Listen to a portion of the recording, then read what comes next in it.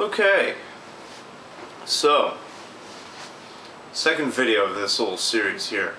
I'm responding to a comment placed on my video, expectations versus aspirations number 2 or number 1, I don't remember, in which a guy said, you know, if someone pressured you to do a certain thing, join a certain group, become a part of a certain culture, would you let them pressure you into it, you know, for sake of a relationship or whatever?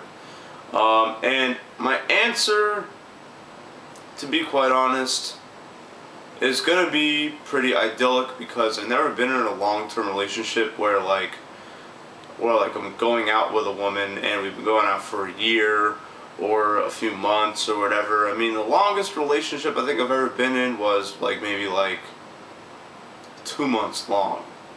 You know what I mean? And then, of course, it came time to, you know, push things forward, and I, you know, with the attachment issues that I have, I just couldn't do it. And this pretty much repeated itself like 4 or 5 times throughout the entire year of 2006. And then after that, I decided just to do some soul searching and decided to really work on my social skills. And then after that, I decided to move in with my close friends, which really didn't work out because I went insane, and then I couldn't meet people at all, and so on and so forth. So yeah, I've been out of the game for a long time. We'll just say that right now. So my answer is going to be, let me check my time. Alright.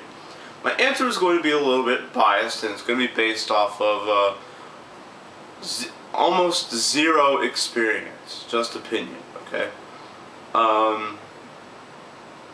But my answer to that question is no.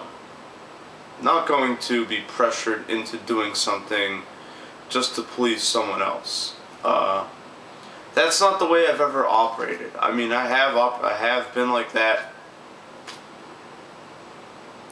for a short time, but it's never been like, oh, well, I gotta join this so I can please someone else.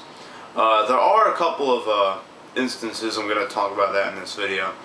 For a woman, though, no, I've never done that. I've never done that. I really don't plan on doing that, because with women, I view them as, you know, until they prove themselves otherwise, I really do just view them as objects of pleasure. You know what I mean? They're there because, you know, they can make me happy, because when they get attracted, I become happy, and that's about as fleeting as anything else, as any other kind of emotion. Alright? It's when a woman can provide me with consistent happiness, that's when I say, oh, okay, she's special to me. Maybe I should ask her out. Maybe I should keep going out with her. Maybe I should keep in contact, you know, that kind of stuff. So whatever. Anyways, alright. And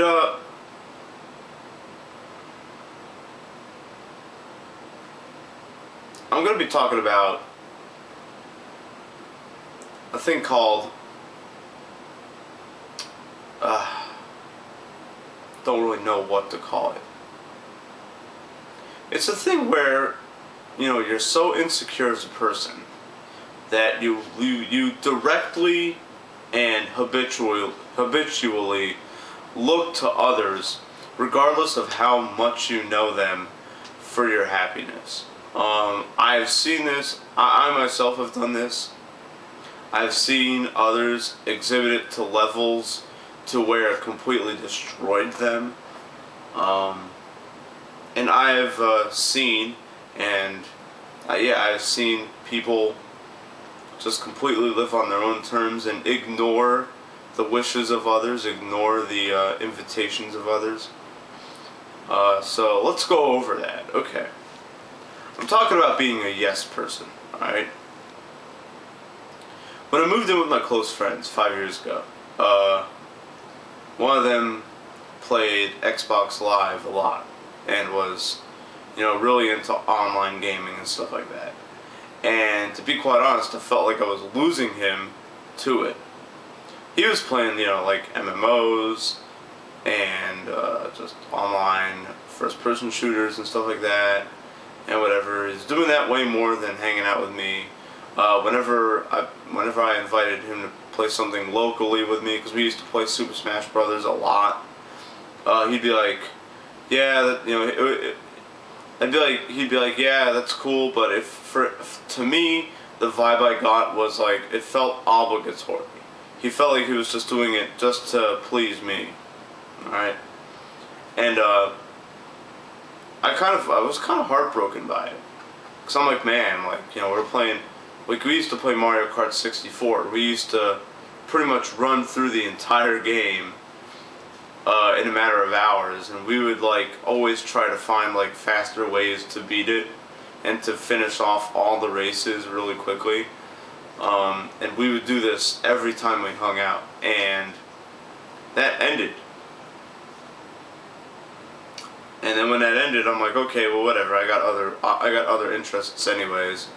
That's when I really started to meet women. That's when I started to develop social skills and whatever. And long story short, I said to myself, okay, I'm like, wait a minute, alright, maybe I have to open my mind up a little bit. Maybe I gotta start getting into online gaming, just so I can please this guy. And I did. And you know what? To be quite honest, I wasted a lot of money, a lot of time, and a lot of energy on that. And I really wish I didn't do that.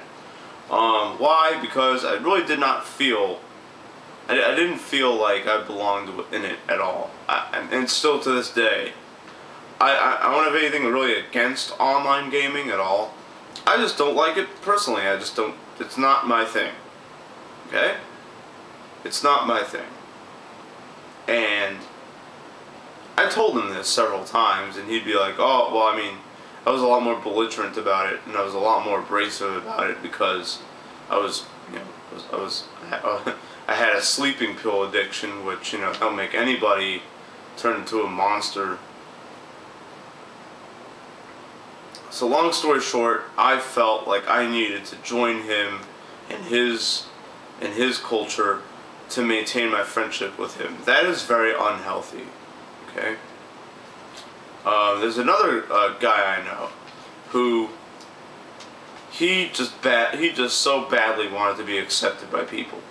This is a guy who pretty much lived his whole life in solitude and really was just felt so much pain from it. So he started working with a guy who was a pretty avid churchgoer, right?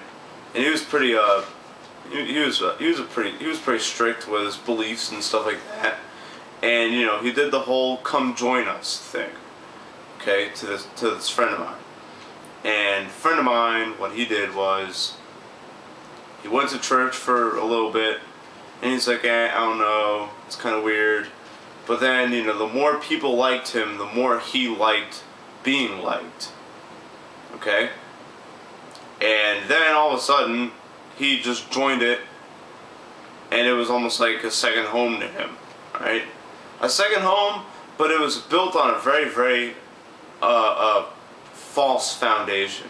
The foundation of approval seeking. Okay?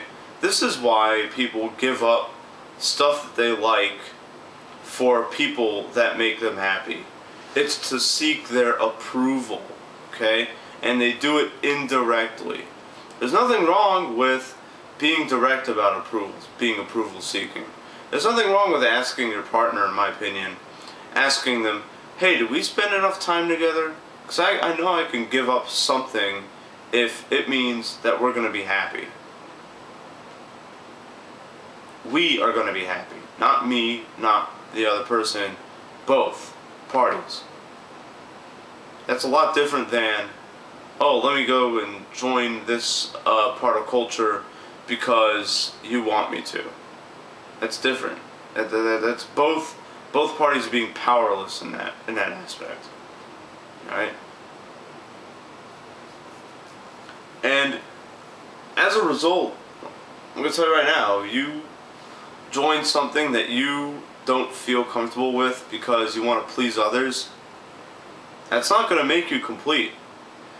What it will do is it'll get you to question your own beliefs. It'll get you to question your own ideals, your own values, which you should never compromise. Ever. You should never compromise them. Yes, you should be flexible enough to say, okay, maybe if I get invited somewhere and I might like it, okay, maybe I should go ahead and do it. Why not? It can't hurt, especially if I'm choosing to do it.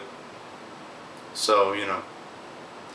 I'll give you a good example. My best friend, who lives in South Florida, she wanted me to go to a BDSM party in February. And I said to her, I'm like, I don't know. I don't really know about that kind of thing. You know, the whole leather mask and the whole whips and chains stuff and bondage, and I don't know. I think it'll be a little bit weird. And she's like, no, it's totally cool. Everyone acts really cool. I just want to show you a really cool, good time. I think, and she's like, I think you'll enjoy it. And if you go and you don't enjoy it, then you don't have to go with me ever again, and I'm not going to judge you. You know, she made me comfortable with it. And I said to myself, I'm like, alright, cool. I think I'll do this. You know what I mean? And it didn't matter if I went or not. It wouldn't have mattered at all. Because she would still be the same friend who we have the same, not the same interests, but we have conflicting interests, but we both, you know, are very, we have a deep connection, and so on and so forth. That would not have changed if I didn't go with her, okay? Now, if she had pressured me, if she said, oh, you know, I'm really starting to change who I hang out with, so if you don't go to this BDSM party, you know, I don't know if I can be your friend or not. That's an extreme example, and it probably does exist. If she were to pressure me like that, I would say, you know what, I'm not gonna go. I won't feel I know I won't feel comfortable because I've been going there by virtue of obligation and not because I want to. So I ain't going, and if that means the end of our friendship, then so be it. And that's the lesson. Okay, that's the lesson, because the more people you meet, the more people are going to pressure you into doing stuff that you don't want to do, being a part of cultures that you have no interest in, you have no emotional investment in, just because they want you to join them, because they will prey on your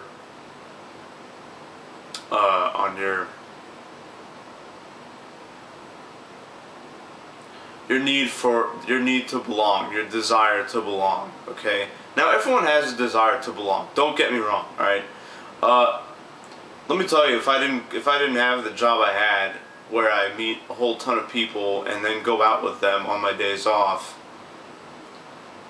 let me tell you, I would probably struggle to find a job like that, because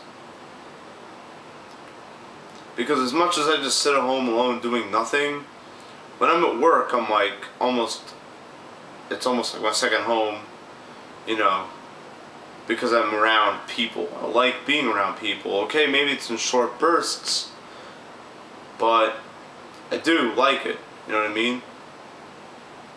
But I'm not gonna be pressured into doing something, into joining something for the sake of friendship. That's wrong. The friendship or the partnership should exist whether or not there should be no pressure involved. Okay? There really shouldn't.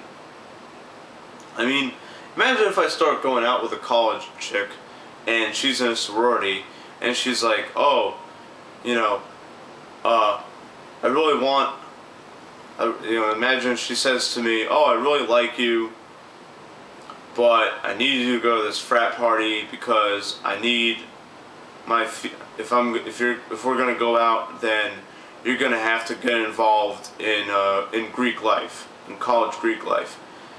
You know, imagine that. How much pressure would that really put on you? Are you serious? You know? Now, she invited me. She said, hey, you know, there's this really cool frat party. I need to bring a date, so come with me. Because you would probably have fun. You know what I mean? That would be different. I'd be like, okay, cool. You know? But there's the big difference there. Okay, there's the difference, alright? Because persuasion puts obligations on people. Invitation, it does put a certain amount of obligation on a person, but at the same time, you can turn down an invitation and feel good about it. You know what I mean? You could get invited to that frat party, and you could be like, you know what? I won't go to this frat party, but I got other plans that I know are going to make me happy, so I'm going to go and follow up on my other plans instead. Imagine that. I mean, take that versus, oh my god, I have to go to this party because if I don't, then my girl's going to dump me. You know what I mean? Like, and people do this to each other so much, and I really dislike it. I don't like it at all. I really don't like it. The whole come join us mentality. It's awful. It is awful. So that's my whole take on that. I probably ran my mouth for like a half hour, but whatever. Yeah. Anyways, alright, yeah. So I'm done with this subject. Alright, I'm out. Peace.